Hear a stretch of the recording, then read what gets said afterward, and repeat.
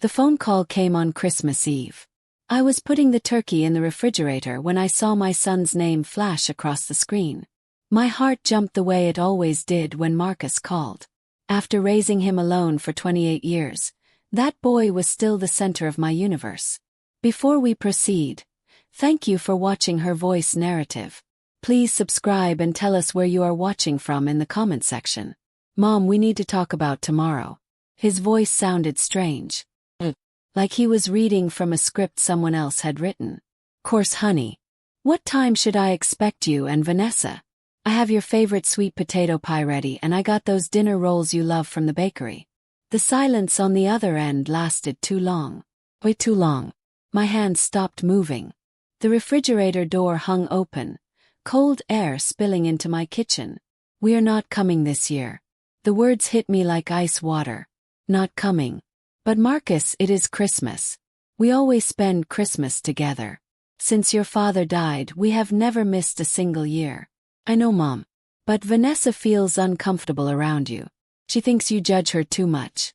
We decided it would be better to spend the holidays at her parents' house this year. My legs went weak. I grabbed the counter to steady myself. Judge her. I never said one negative word about that woman. Not when she quit her third job in 6 months. Not when she convinced Marcus to rent that expensive apartment they clearly could not afford. Not when I noticed her designer purses and shoes while they were asking me for grocery money. Marcus, I have never judged Vanessa. I have only tried to help you both. Well, she does not see it that way. Look, I have to go. We will catch up with you some other time. Merry Christmas, Mom. He hung up before I could respond. I stood there in my small kitchen, the phone still pressed against my ear, listening to dead air. The turkey sat on the counter, partially prepared. The presents I had wrapped so carefully were stacked under my little tree. Everything was ready for a Christmas that was not going to happen. I am 73 years old. I worked as a nurse for 42 years. My husband died when Marcus was only 12, leaving me with a mortgage, a grieving child, and no life insurance. I worked double shifts, sometimes triple shifts, to keep our home and put food on the table. I wore the same 3 pairs of scrubs for years. Cut my own hair. I never went on vacation. Every penny, every sacrifice, every exhausted night was for my son. And now he was telling me I was not welcome at Christmas. I turned off all the lights in the house except for the small lamp in my bedroom. I did not want to see the decorations I had put up. Did not want to look at the presents. Did not want to face the evidence of my foolish hope that this year would be different. Sleep would not come that night. I lay in bed staring at the ceiling, my mind racing through the past 3 years since Marcus married Vanessa. How had we gotten here? Started small. So small I did not even notice at first. Marcus and Vanessa got engaged after dating for only 4 months. Too fast, I thought. But I kept my mouth shut. Young people move quickly these days. Who was I to stand in the way of my son's happiness? The wedding was expensive. Very expensive. Vanessa wanted everything perfect. The venue alone cost $12,000. When Marcus came to me, embarrassed and apologetic, asking if I could help with some of the costs, what was I supposed to say? He is my only child. Course I helped. I gave them $18,000. Nearly half of my retirement savings at the time. I will pay you back, Mom. Promise. Marcus had hugged me tight. You are the best mother in the world. But he never paid me back. Not a single dollar. After the wedding, they moved into an apartment in the expensive part of town. 2 bedrooms, modern appliances, a gym and pool in the building. The rent was $3,000 a month. I remember thinking it seemed high for a young couple just starting out. Marcus worked as a junior accountant making decent money but not $3,000 a month for rent money. Vanessa worked part-time at a boutique when she felt like it. Within 2 months, Marcus called again. Mom, I am in a bind. My car broke down and the repair is going to cost $4,000. I do not have it right now. Could you possibly loan it to me? Just until my tax return comes in. I loaned him the money. The tax return came and went. He never mentioned repayment. Then it was Vanessa's student loans. An emergency dental procedure. new furniture because their apartment looked too empty. Each request came with promises to pay me back. Each promise evaporated like morning fog. The breaking point came 8 months ago. Marcus called, and I could hear the panic in his voice. "Mom, I need your help. We are going to lose the apartment. I did not get the promotion I was expecting, and we are 3 months behind on rent. The landlord is threatening eviction. Could you please help us catch up?" My hands trembled as I held the phone. 3 months behind. How had it gotten that bad? But he was my son. My only child. I could not let him be homeless. "How much do you need?" $9,000. Felt dizzy. $9,000. That was nearly all of what I had left in my savings account. The money I had been carefully guarding for emergencies. For medical bills. For the inevitable repairs my old house would need. "Please, Mom. I am begging you. I will pay you back. I swear I will." I gave him the money. I transferred it directly to their landlord that same day. Marcus cried on the phone, thanking me over and over. Vanessa texted me a brief thanks with a smiley face emoji. That was 8 months ago. They never paid me back. Instead, 2 weeks later, I saw photos on social media of Vanessa at an expensive restaurant, showing off a new necklace. The following month, they went on a weekend trip to Miami. I said nothing. I swallowed my hurt and anger and said nothing because I did not want to be the kind of mother who judges, who interferes, who makes her son feel guilty. But the requests did not stop. They called every few weeks with new emergencies. Could I help with their electric bill, their car insurance, groceries? Each time I said yes because what else could I do? He was my son and I was terrified that if I said no, I would lose him completely. I started skipping my own doctor appointments to save money. I stopped buying new clothes. I ate rice and beans most nights to stretch my grocery budget. I kept my heat turned down so low in winter that I wore 2 sweaters inside my own house. Also, I could keep giving money to my son and his wife while they lived like they were rich. And now this. Excluded from Christmas because Vanessa felt uncomfortable around me. I got out of bed at 5 in the morning on Christmas Day. There was no point in lying there pretending I might sleep.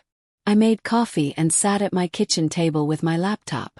I needed to see the truth written down in black and white. Needed to face what I had been avoiding for so long.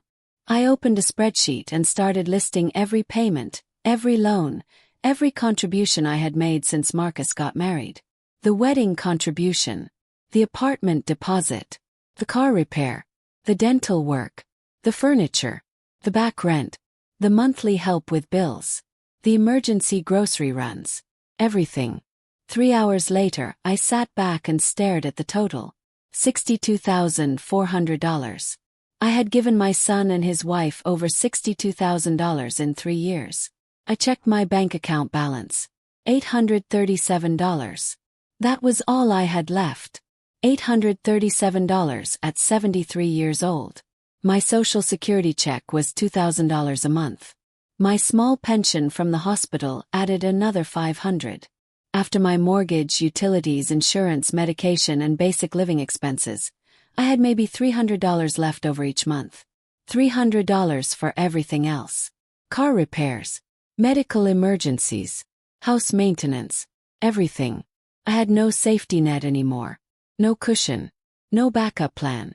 If my roof started leaking or my furnace died or I needed emergency medical care, I had nothing. My son and his wife had taken it all. The anger that rushed through me was hot and sharp and cleansing. For 3 years I had made excuses for them. Marcus is just struggling to get established. Vanessa comes from money, so she does not understand budgeting. They are young and will learn. Give them time. But they were not young anymore. Marcus was 35 years old. Vanessa was 32. They were full-grown adults who had deliberately bled their elderly mother dry while living beyond their means and posting their expensive lifestyle all over social media. And now they had thrown me away like trash because Vanessa felt uncomfortable around me. I stood up from my kitchen table. My hands were shaking, but not from fear or sadness. From rage. Pure, clean rage. I was done. Done being used. Done being manipulated. done enabling their irresponsible behavior while I suffered in silence. I picked up my phone and called my old friend Patricia. She had been a nurse with me for 20 years before she retired. She answered on the second ring. "Merry Christmas, Linda. How are you doing?" "I need help, Patricia. Legal help. Do you still have that lawyer friend who handles family cases?" Patricia's voice shifted immediately. "What happened?"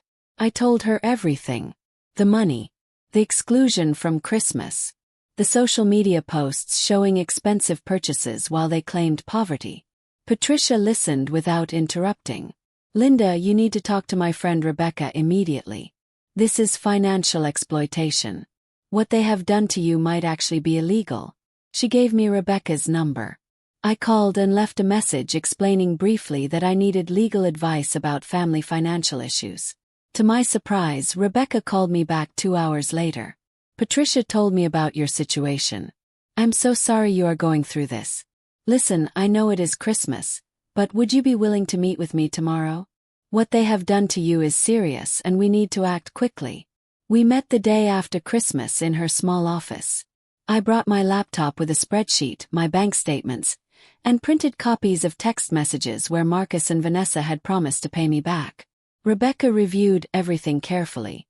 When she looked up, her expression was grim. "Linda, I'm going to be very direct with you. Your son and daughter-in-law have been financially exploiting you. In some states, what they have done could be prosecuted as elder abuse." The words elder abuse made me flinch. That was something that happened to other people. Vulnerable old people who could not take care of themselves. Not me. I am not that old or vulnerable. Rebecca's expression softened. Financial exploitation of elders is one of the most common forms of abuse, and it usually comes from family members. The victim is often someone exactly like you. Independent, competent, but emotionally vulnerable when it comes to their children. What can I do? First, you stop giving them money immediately. Not another penny, no matter what sob story they tell you. Second, we send them a formal demand letter requesting repayment of the $62,000. Third, we prepare for them to fight back because they will. Fight back how? They will call you heartless. They will guilt trip you. They will make threats. They might even try to claim you gave them the money as gifts so you cannot ask for it back. We need to be prepared for all of that. I felt exhausted suddenly. I am 73 years old. I do not have the energy for a legal battle with my own son. Rebecca reached across her desk and put her hand over mine. "I know you are tired. But Linda, if you do not fight back, you will spend the rest of your life in poverty while they continue to take advantage of you. Is that really how you want to live?" "No." The word came out stronger than I expected. "No, it is not." "Then let's fight." The demand letter went out on December 28th. It was formal and cold, nothing like how I would normally communicate with Marcus. But Rebecca said it had to be that way. We needed documentation. Paper trail. Evidence that I was serious. "Dear Marcus and Vanessa, this letter serves as formal notice that I am demanding immediate repayment of $62,400 in loans provided to you between January 2022 and December 2024. Detailed records of each transaction are attached. I expect full repayment within 30 days. If payment is not received, I will pursue all available legal remedies including filing a lawsuit for recovery of funds and reporting financial exploitation to Adult Protective Services." The letter was signed by Rebecca with her law firm letterhead. We sent it certified mail, return receipt requested. Marcus called me 3 hours after he received it. I was prepared this time. Rebecca had coached me on exactly what to say and what not to say. "Mom, what the hell is this? A demand letter from a lawyer. Are you seriously suing me?" His voice was shaking. "But let him be scared. Marcus, I gave you over $62,000. You promised to pay me back. You never did. Now I am asking formally for repayment." Asking. This is not asking. This is threatening me with lawyers and lawsuits and Adult Protective Services. What is wrong with you? What is wrong with me? "Marcus, you took all my savings and then told me I could not come to Christmas. What exactly did you expect would happen?" I heard Vanessa's voice in the background.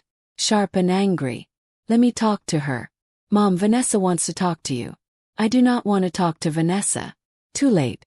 The phone was already being handed over. Linda, you need to calm down. This is completely unnecessary. We are family. Family does not threaten each other with lawsuits. Vanessa's voice was smooth. Smooth. Like she was talking to a difficult child instead of the woman who had funded her lifestyle for 3 years. Family does not take $62,000 from an elderly woman and leave her with nothing, Vanessa. Please. You were not forced to give us anything. You offered. You insisted, actually. Every time we said we could figure it out ourselves, you pushed money on us. And now you want to act like we robbed you. That is manipulative. The audacity took my breath away. I pushed money on them. I insisted. Vanessa, I have text messages where you and Marcus begged me for money. Where you promised to pay me back. Where you claimed you would be evicted or your car would be repossessed or you could not afford food. Do not try to rewrite history. Those were loans between family. There was never any formal agreement. Any court would see that we thought these were gifts. You cannot just decide 3 years later that you want the money back. Watch me. Hung up. My hands were shaking so hard I had to set the phone down on the table. Rebecca had warned me this would happen. They would twist everything. Make me the villain. But hearing it actually happen was still shocking. The phone rang again immediately. I let it go to voicemail. It rang 7 more times over the next hour. I did not answer. Finally, a text message came through from Marcus. Mom, please talk to us. We can work this out without lawyers. You are overreacting. We will start paying you back. $100 a month. Please call off your attorney. $100 a month to repay $62,000 would take 51 years. I would be 124 years old when they finished paying me back. If they even followed through, which based on their track record they would not. I did not respond to the text. Instead, I forwarded it to Rebecca. Her reply came back fast. Perfect. This shows they acknowledge owing you money. Save everything they send you. Over the next week, Marcus and Vanessa tried every tactic they could think of. First came the guilt trip. Long voicemails from Marcus crying, saying I was destroying our family over money. How could I put a price tag on our relationship? Did he mean nothing to me? Then came the manipulation. Vanessa left messages saying they were trying so hard to get back on their feet, but this stress was making everything worse. Marcus might lose his job from the anxiety. Was that what I wanted? To destroy my son's career. Then came the threats. Messages saying they had consulted their own lawyer who said I had no case. The money was clearly gifts. If I pursued legal action, they would countersue for harassment and emotional distress. Did I really want to spend my retirement in court battles? I saved every message, every text, every email, just like Rebecca told me to do. Then on January 5th something changed. My doorbell rang at 8 in the morning. I looked through the peephole and saw Marcus standing there alone. He looked terrible. Unshaven, dark circles under his eyes, wrinkled clothes. I opened the door but did not invite him in. Mom, please. Can we talk? His voice cracked. He looked like he had been crying. Despite everything, my heart twisted. This was still my baby boy. The child I had raised alone. The teenager I had worked myself to exhaustion for. The young man I had been so proud of when he graduated college. We can talk out here, Marcus. He nodded and sat down on my front steps. I sat next to him, keeping some distance between us. I left Vanessa. The words hung in the cold morning air. I stared at him, not sure I had heard correctly. You what? I moved out 3 days ago. I'm staying with my friend Jake. Mom, you were right about everything. Vanessa has been using both of us. Using me to get money from you. And I was too blind and stupid to see it. What happened? After you sent that demand letter, Vanessa and I had a massive fight. She wanted to ignore it. Said you were bluffing and would never actually sue your own son. But I started really looking at our finances for the first time in years. Mom, do you know how much debt we have? Waited. $48,000 in credit card debt. $48,000. I did not even know. Vanessa handles all our accounts and I just trusted her. But after your letter, I demanded to see everything. All the statements. All the bills. Everything. What did you find? She has been lying to me for years. Those emergencies we kept having. Most of them were not real. The dental emergency. She used that money for a spa weekend with her friends.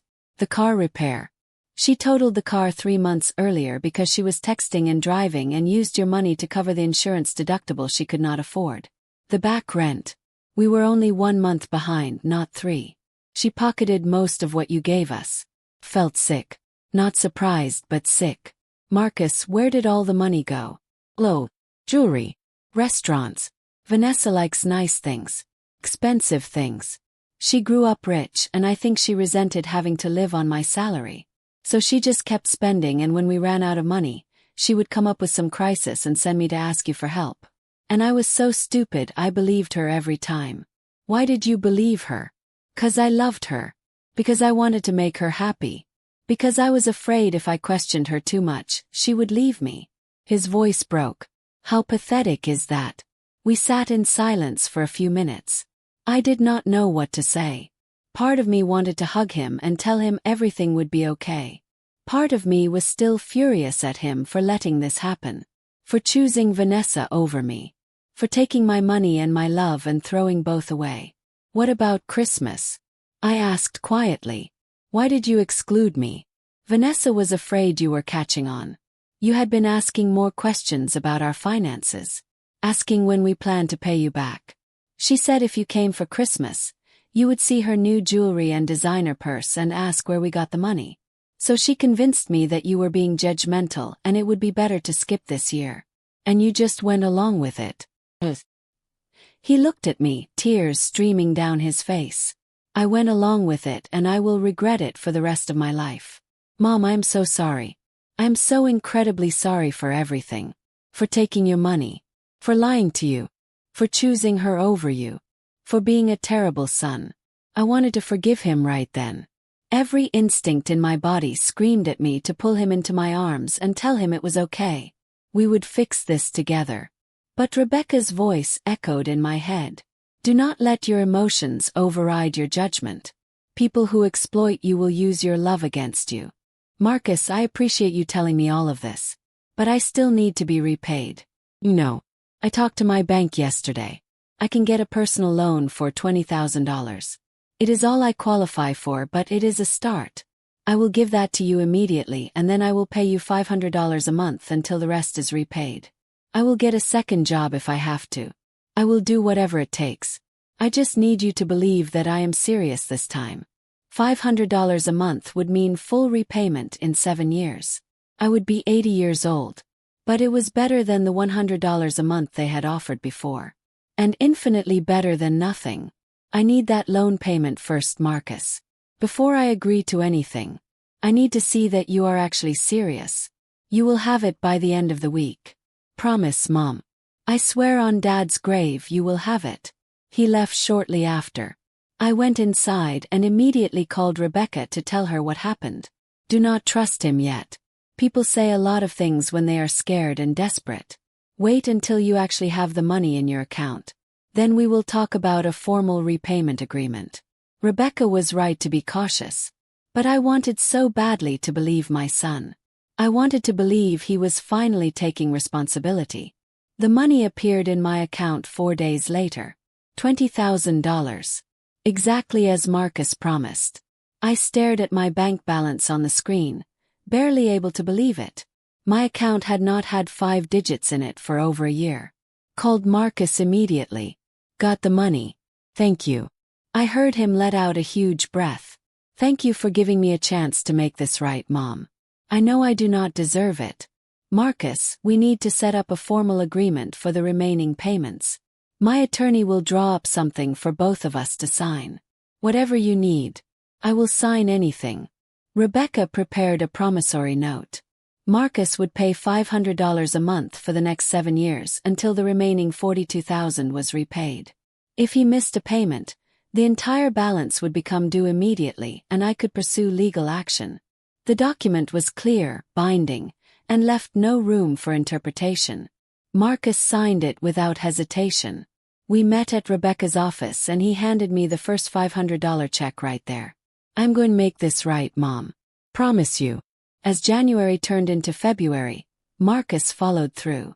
$500 appeared in my account on the first of each month like clockwork. He called me once a week, always respectful, never asking for anything.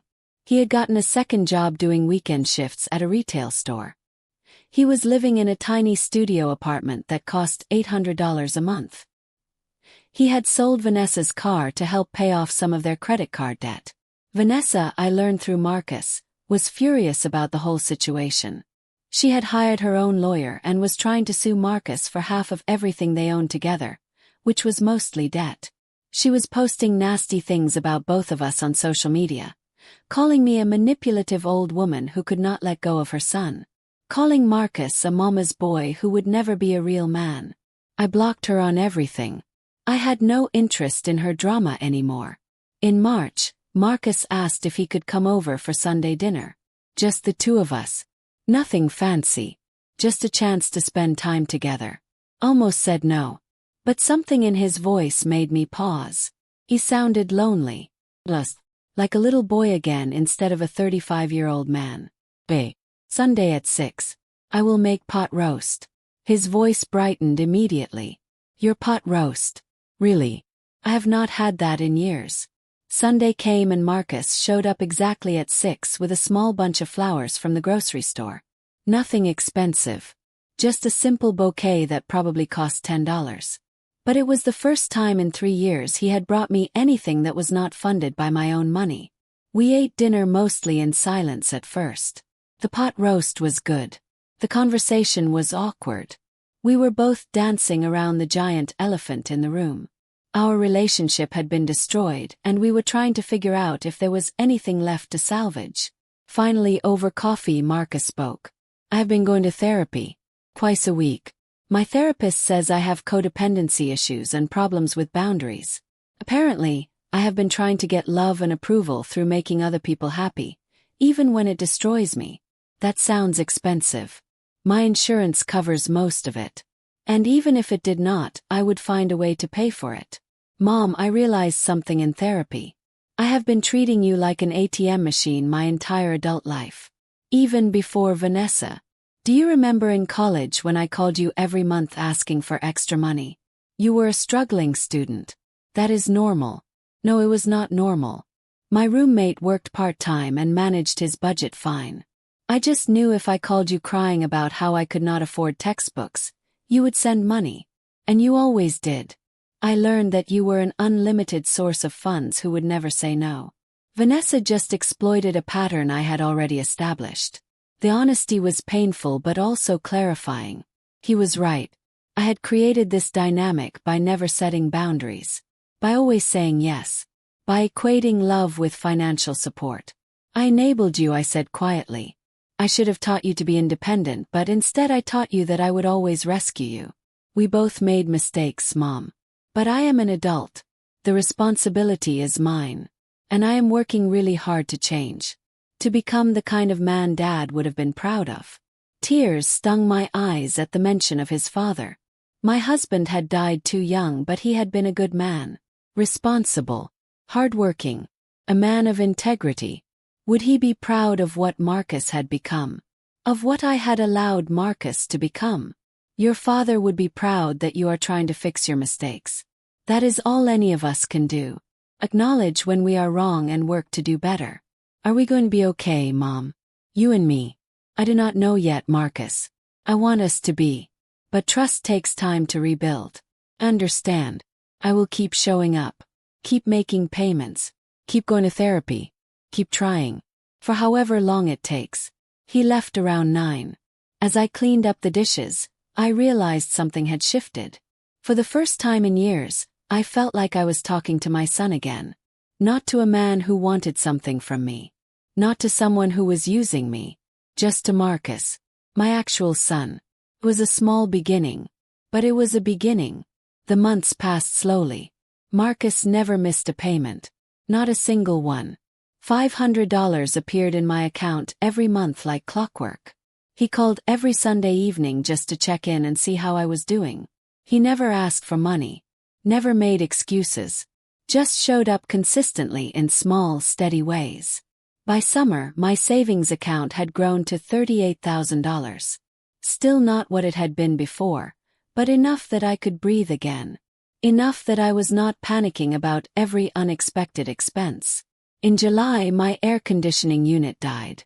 The repair company said it would cost $4,000 to replace. A year ago, that would have destroyed me financially. But now I had the money. I could handle it without going into debt or skipping meals. I called Marcus to tell him about the AC unit. Just making conversation. His response surprised me. "Mom, do not use your savings for that.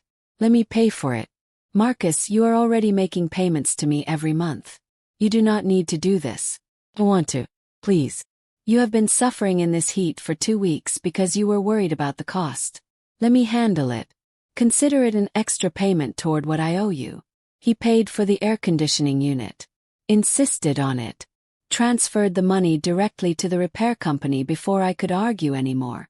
That small act of generosity without being asked felt bigger than anything he had done before. It showed he was thinking about me. Caring about my well-being without me having to beg or hint. In September, on what would have been his father's 70th birthday, Marcus asked if he could come over and look through old photo albums. "I want to remember Dad better. I was so young when he died and I feel like I lost pieces of him over the years. Will you help me remember?" We spent the entire afternoon going through boxes of photos. I told stories about his father that I had not shared in years. Marcus laughed and cried and asked 100 questions. It was the best day we had spent together in years. Maybe ever. As he was leaving, he hugged me tight. "Thank you for today, Mom. And thank you for not giving up on me. A lot of parents would have cut me off completely after what I did. You gave me a chance to fix things and I will never take that for granted." A year after Marcus signed the promissory note, he called me with news. "Mom, I got a big promotion at work. 30% raise. I want to increase my monthly payments to $1,000. That way I can pay you back 3 years faster." "Marcus, you do not have to do that. I want to. And I can afford it now. Plus, I have been thinking about the interest. I never offered to pay you interest on the money I borrowed. That was not right. At 5% interest, I owe you another $10,000. I'm going to pay that too." I had not even thought about interest. Had not asked for it. But he was offering on his own. Taking full responsibility for the debt without being forced. We updated the promissory note. $1,000 a month. He made the first increased payment that same week. Vanessa was completely out of our lives by then. The divorce had been finalized in June. She had moved back to her home state and Marcus never spoke to her. I heard through the grapevine that she was already engaged to someone new. Some older man with money. I felt sorry for him, but it was not my problem anymore. By the time 2 years had passed since that terrible Christmas, Marcus had paid back $41,000. He was more than halfway through repaying what he owed. But more importantly, our relationship had transformed. We had Sunday dinners together every week. Sometimes at my house, sometimes at his apartment. He called me just to chat, not because he needed something. When my car broke down, he spent his Saturday helping me find a good used car and negotiating a fair price. When I had a minor surgery, he took time off work to drive me to the appointment and stay with me during recovery. He had become the son I had raised him to be. Responsible, caring, thoughtful, a man of integrity. On Christmas Eve, exactly 2 years after he had called to exclude me from the holiday, Marcus showed up at my door with his arms full of groceries. "I am making Christmas dinner for you this year. Everything Dad used to make. I got his recipes from you last month and I have been practicing. I probably will not be as good as he was, but I am going to try." We spent Christmas Day together in my small kitchen. Marcus cooked while I sat at the table giving advice and telling stories. The food was decent, not quite as good as his father's had been, but made with so much love and effort that it tasted perfect to me. After dinner, Marcus pulled out a small envelope. "I have something for you." Inside was a check for $11,000. "That is the last payment. The full amount including interest. We are square, Mom. You do not owe me anything and I do not owe you anything. We start fresh from here. Tears streamed down my face. I had never really expected to be fully repaid. Some part of me had accepted that the money was gone forever. But he had done it. My son had actually done it. Marcus, I am so proud of you. He came around the table and hugged me. I am proud of me too. And I could not have gotten here without you forcing me to face consequences.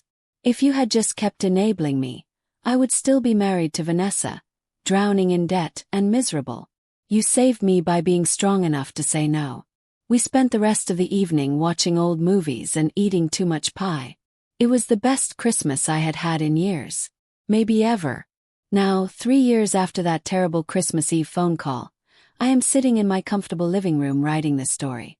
My savings account has $54,000 in it. Not as much as before, but enough. I sleep peacefully at night knowing I am financially secure. My relationship with Marcus is strong and healthy and based on mutual respect instead of financial manipulation. Marcus is thriving. He got another promotion 6 months ago. He bought a small house that he can actually afford. He is dating a woman named Sarah who works as a teacher and lives within her means. They're taking things slowly. He brings her to Sunday dinners sometimes and I can see that she is good for him. Steady, honest. Someone who loves him for who he is, not for what he can give her. Sometimes people ask me if I regret the way I handled things. If I wish I had just kept giving Marcus money to avoid the conflict. The answer is absolutely not. The best thing I ever did for my son was to stop enabling him. To force him to face consequences. To let him struggle and figure things out on his own. That moment when I said no to him saved both of our lives. It saved my financial security. It saved his character. It saved our relationship. If I had kept saying yes, I would be destitute right now and he would still be married to Vanessa, drowning in debt and misery, blaming everyone but himself. I learned that love without boundaries is not love. It is enabling. Real love means caring enough about someone to let them face consequences when they make bad choices. It means saying no when saying yes would harm them in the long run. I also learned that it is never too late to set boundaries. Not at 73. Not at 83. Not ever. You are never too old to stand up for yourself and demand to be treated with respect. For anyone reading this who is in a similar situation, who has an adult child or family member financially exploiting them, I want you to know something. You are not selfish for saying no. You are not cruel for setting boundaries. You are not a bad parent for letting your child face consequences. You are smart. You are strong. And you deserve to be treated well.